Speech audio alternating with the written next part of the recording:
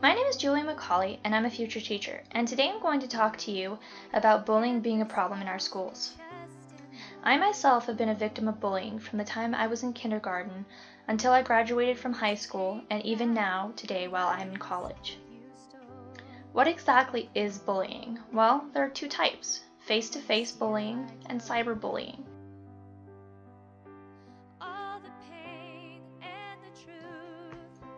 Face-to-face bullying is bullying that takes place in person. Anything from name-calling to beating someone up is considered bullying. Cyberbullying is bullying that takes place using electronic technology. According to the Department of Health and Human Services, bullying starts as early as 3 years old. 1 in 5 school-aged children in countries around the world experience bullying.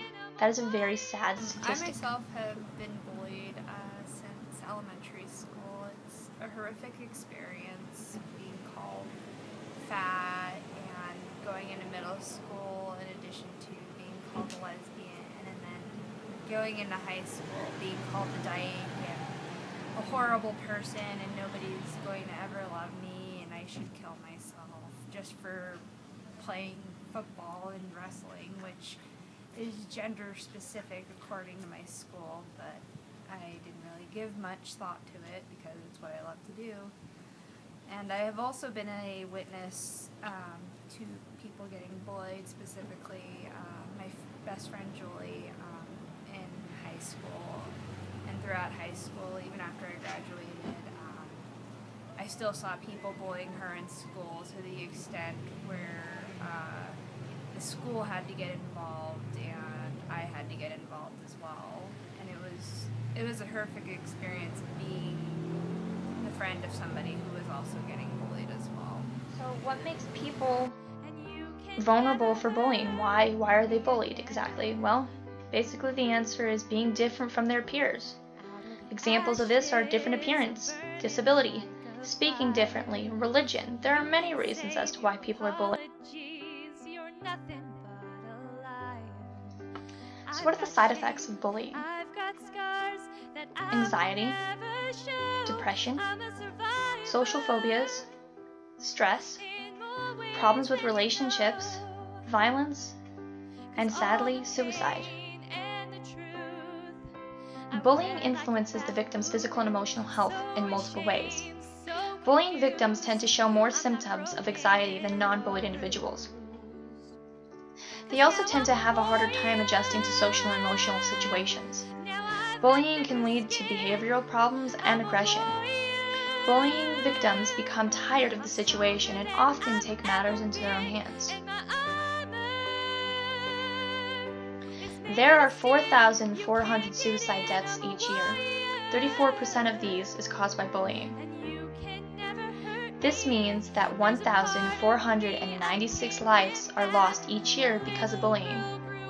I was bullied because of the fact that I am visually impaired.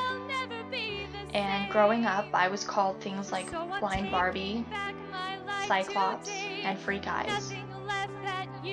I withdrew from society because I didn't know who I could trust. Basically, bullying affects its victims while in school as well as after their school years are far behind them. Bullying is a growing problem in our society, and it's clear something needs to be done about it. Nowadays, I don't feel like the school anti-bullying programs work just because it's obviously a continuing problem and kids just haven't learned, to treat others with respect as they would want to be treated. And I feel that kids don't get the reasoning nowadays as to why bullying is wrong and why you shouldn't do it. I feel as though our education system needs to be reformed. I feel as though teachers a lot of times even contribute to bullying. I myself experienced that when I was in high school. I had a teacher bully me and made it where I hated coming to school. All children should feel safe in their learning environment. I feel as though bullying can be stopped while children are still young, starting in the classroom. Because adults allow it, and I'll say, oh, they're too young to understand what they're doing, but yet, they're just reflecting on what they see in their environment. And I mean, who else starts it but the parents themselves? Children are pretty much parrots to what they hear in their environment. So why else but to follow what their role models are doing?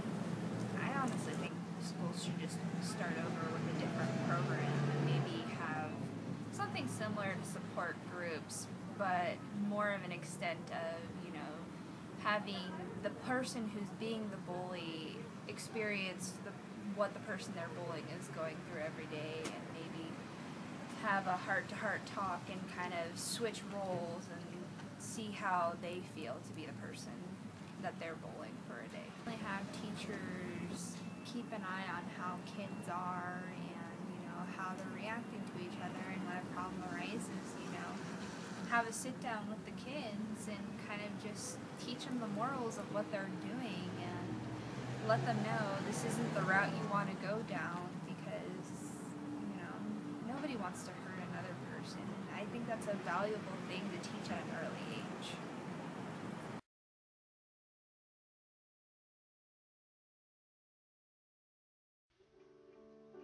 In order to create a safe learning environment for our students, we need to stop bullying in its tracks.